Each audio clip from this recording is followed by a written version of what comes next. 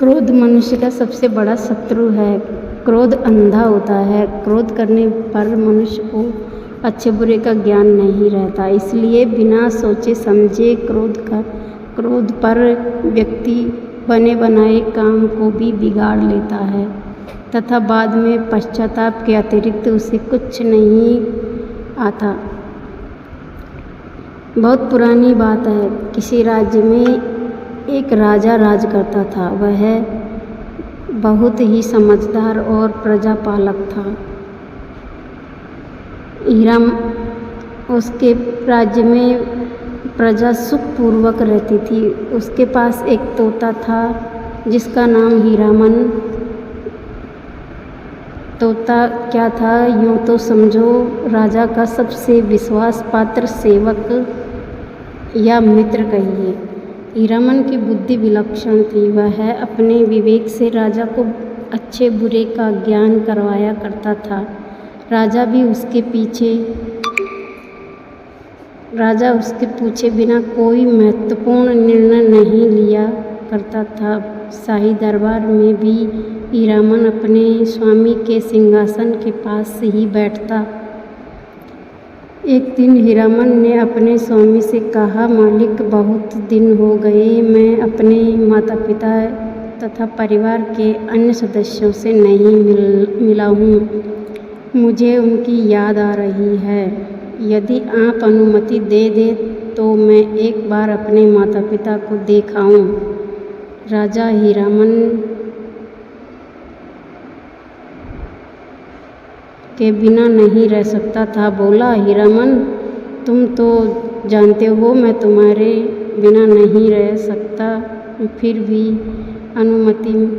अनुपस्थिति में मुझे अच्छे बुरे का ज्ञान कौन कराएगा। राजा के मन में एक और शंका सी हुई। पता नहीं हीरामन वापस आएगा या नहीं। हीरामन अपने मालिक के हृदय की आकांक्षा को भांप गया और बोला, स्वामी, आप चिंता न करें, मैं 7वें दिन आपके पास लौट आऊँगा। आप मेरा विश्वास तो करें, साथ ही मैं आपके लिए एक अद्भुत उपहार भी लाऊंगा। राजा हीरामन को जाने की अनुमति देना तो नहीं चाहता था, पर विवश होकर उसने उसे अनुमति दे दी। हीरामन एक लंबी उड़ान भरकर अपने माता पिता के पास जा पहुंचा। उसके माता पिता उसे देखकर बेहद खुश हुए। 5-6 दिन उसी प्रकार आनंदपूर्वक बीत गए। 6ठे दिन हीरामन ने अपने माता पिता से कहा, अब मेरा चलने का दिन आ गया। मैंने अपने स्वामी से कहा था कि ठीक 7वें दिन मैं वापस आऊँगा। कल प्रातःकाल ही मैं चला जाऊँगा। माता पिता ने दुखी मन से कहा, हाँ बेटा, जाओ और अपने स्वामी की सेवा करो, पर साल में कम से कम एक बार तो हमसे मिलने आ जाया करो। हीरामन ने हामी भर ली। अगले दिन सवेरे सवेरे वह उड़ने की तैयार हुआ तो उसने अपने माता पिता से प्रार्थना की, यदि आपकी अनुमति हो तो क्या मैं उपवन में वृक्ष से अमरता का एक फल और स्वामी के लिए ले जा सकता हूँ। क्यों नहीं, जरूर ले जाओ। माता पिता ने भी अनुमति दे दी। हीरामन अमरता का फल लेकर उड़ चला और संध्या होने से पूर्व ही अपने स्वामी के पास पहुंच गया। राजा अपने दरबारियों और मंत्रियों के साथ किसी विषय में बात कर रहा था। हीरामन को देखते ही वह प्रसन्नता से झूम उठा और बोला, आओ हीरामन, तुम तो वाकई अपने वादे के पक्के हो। ठीक वक्त पर आ गए हो। पर हाँ, मेरा यह अद्भुत उपहार कहाँ है? हीरामन ने अमरता का फल अपने मालिक को देते हुए कहा, यह लीजिए मालिक, यही वह अद्भुत उपहार है। अरे, यह तो एक फल है। इस फल में ऐसी कौन सी बात है जो तुम इसे इतनी दूर से लाए हो?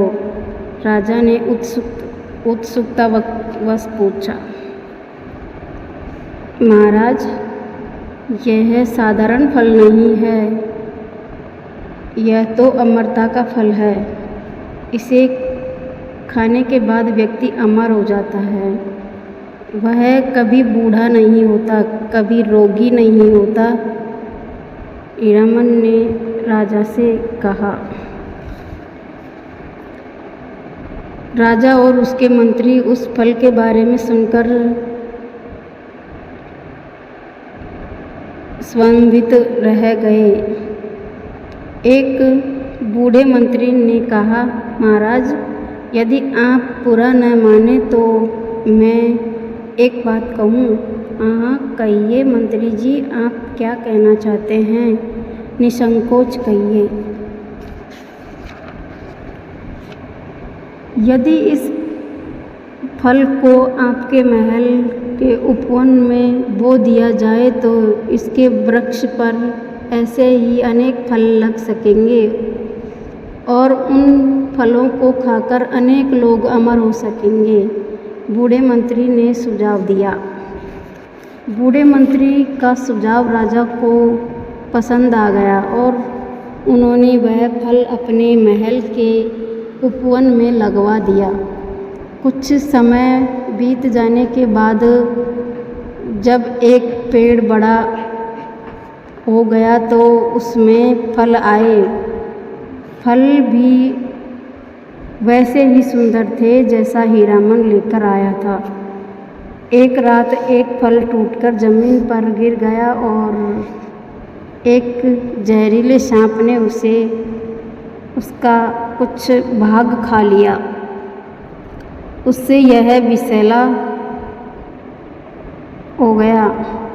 कुछ सुबह होने पर जब राजा का माली उपवन में आया तो उसे जमीन पर एक पका हुआ फल पड़ा हुआ मिला। उसने फल को उठाया और राजा को देते हुए कहा, महाराज, उस वृक्ष का यह प्रथम फल है जो मैं आपके लिए लाया हूँ, कृपया इसे स्वीकार कीजिए। राजा ने उस फल को ले लिया और माली को इनाम दिया। राजा ने वह फल हीरामन को दिखाया। हीरामन ने जब उस फल को देखा तो वह जान गया कि इसे किसी विषैले कीड़े या सर्प ने खाकर विषैला कर दिया है। उसने अत्यंत चतुराई से राजा से कहा, मालिक, यह उस वृक्ष का पहला फल है, अतः इसे भगवान को समर्पण कर देना चाहिए। राजा को यह हीरामन की बात पसंद आ गई और उन्होंने वह फल मंदिर में चढ़ा दिया। मंदिर में पुजारी ही उस फल को अपने घर ले गया। वहाँ उसके परिवार के सभी सदस्यों ने उसे काट कर खाया। विषैला होने के कारण थोड़ी देर में पुजारी तथा उसके परिवार के सभी सदस्यों की मृत्यु हो गई। अगले दिन पुजारी तथा उसके परिवार के सदस्यों की मृत्यु का समाचार राजा को मिला तो उसे बहुत आश्चर्य एवं दुख हुआ। उसने अपने मंत्रियों को सलाह मशवरे के लिए बुलाया। मंत्रियों ने कहा, महाराज, हो न हो हीरामन कोई जहरीला फल लाया, उसके कारण आज पुजारी जी और उसके परिवार के सदस्यों की मौत हो गई। अपने मंत्रियों की बात सुनकर राजा को हीरामन पर बहुत क्रोध आया। राजा ने न तो अपनी बुद्धि से काम लिया और न ही अपने क्रोध पर नियंत्रण रखा। बिना सोचे समझे उसे हीरामन को 2 टुकड़े कर दिए। राजा ने सभी को सचेत कर दिया और कोई भी पेड़ के फल नहीं खाए क्योंकि वे जहरीले हैं। उसी राजा के यहाँ एक कर्मचारी काम करता था। वह और उनकी पत्नी एक असाध्य रोग से पीड़ित थे। वे दोनों बहुत दुखी थे। हजारों रुपए अपनी बीमारी पर खर्च कर चुके थे पर कोई लाभ न था। वे अपने जीवन में तंग आ चुके थे। एक दिन वह कर्मचारी जब महल में काम करने आया तो उसने पेड़ को देखा और जिस पर सैकड़ों सुंदर फल लगे थे। उसने सोचा क्यों न मैं एक फल तोड़ लूं और घर जाकर आधा स्वयं खा लूँगा और आधा अपनी पत्नी को खिला दूँगा। फल को खाने से हमें अपने जीवन से मुक्ति मिल जाएगी। उस कर्मचारी ने पहरेदारों को आंख बचाकर एक फल तोड़ लिया और अपने कपड़ों में छुपा लिया। घर जाकर उसने उस फल के 2 टुकड़े किए और पति पत्नी ने आधा आधा खा लिया। अगले दिन सुबह पति पत्नी जागे तो अपने आप को देखकर हैरान थे। वे तो बहुत सुंदर जवान हो गए थे। उनकी बीमारी दूर हो गई थी। पति को तो यकीन ही नहीं आ रहा था कि उस जहरीले फल को उसने मृत्यु प्राप्त करने के लिए खाया था। वही मृत्यु के बचाए उन्हें अमर तथा जवान बना देगा।